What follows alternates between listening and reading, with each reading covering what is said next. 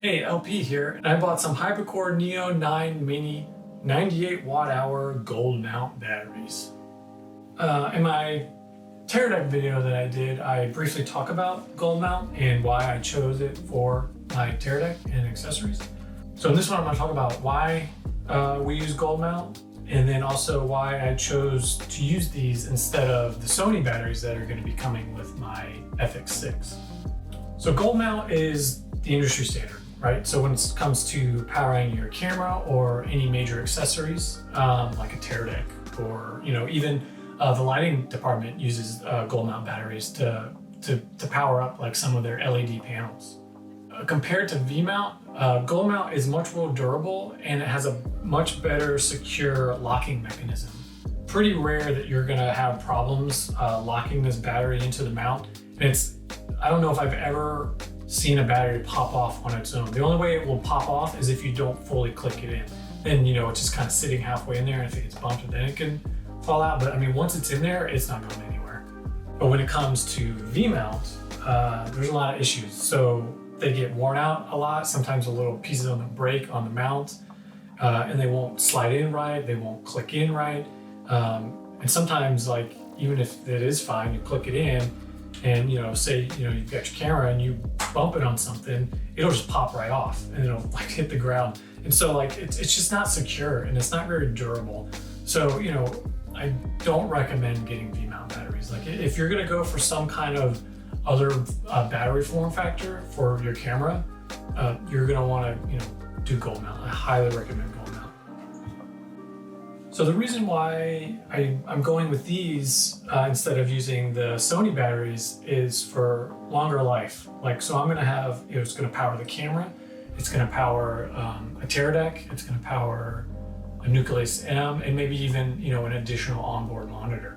So this is gonna give me a lot more battery life than just using the Sony battery. And you're not even gonna get accessory power through the camera. I don't even think the FX6 has accessory power. If it does, it's not very much.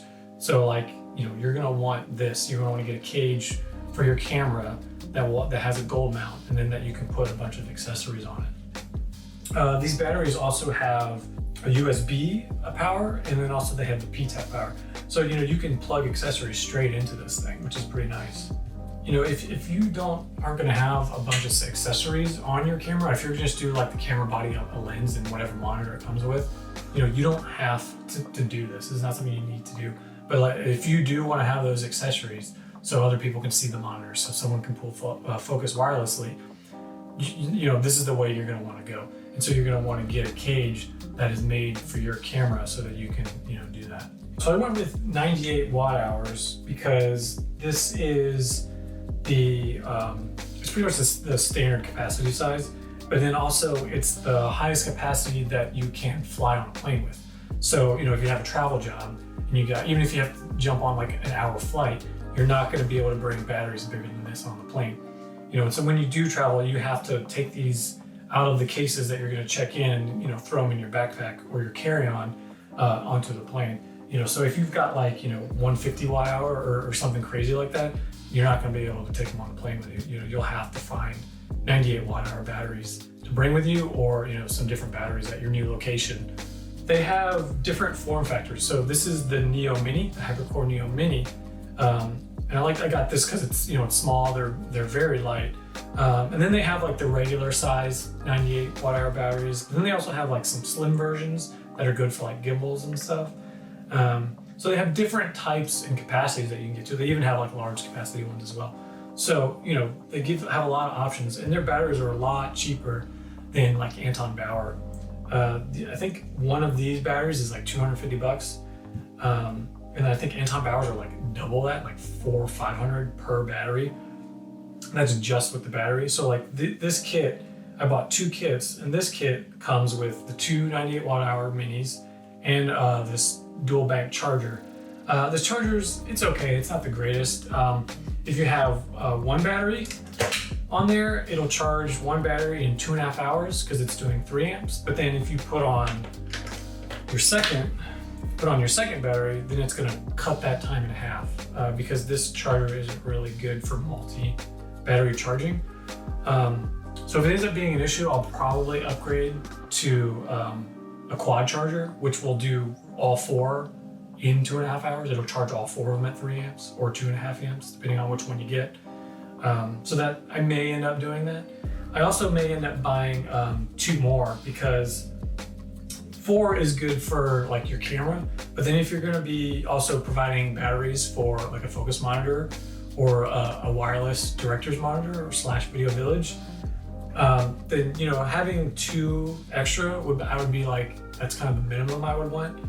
So you don't like start running low on batteries while you're shooting. You're like, oh no, we're getting low, we don't have any full batteries, and then you're like hoping you can catch up during lunch. So you want to have more than you need. They're just good batteries. I've used these batteries a lot on set on different jobs. A lot of people who have their own camera packages have these. Like the big rental houses, they all have like Anton Bauer. But like the smaller rental houses will have these, and these are really good. I highly recommend them if you're going to buy, some other batteries that aren't Anton Bauer. Just check these out. There's some other companies out there, like Blue Shape is pretty good. But I personally really like these. They also have this little digital screen on the front of them, and it shows you your runtime at your current rate that you're using it. It gives you an estimated runtime, and then it also has a percentage of how charged the battery is, a little diagram with like a circle with different ticks on it. And it also has the little LED indicator on the side. It shows you how charged it is, which is nice. So if it's dark or something. I know they're just really nice batteries. They're well made. They last a long time. I like the form factor of these. They have a nice finish on them. It's kind of like a slightly rubberish finish on them, so they're not like smooth, and they don't seem to like hold your fingerprints. And they're grippy. You can really grip them. They even have like little grips for your fingers on the side, so it makes it easier to lock them. So I highly recommend these if you're looking for some cheaper batteries that aren't Anton Bauer's or some of the other higher end companies. Well, I hope you enjoyed this video. If you have any questions or comments, let me know down below.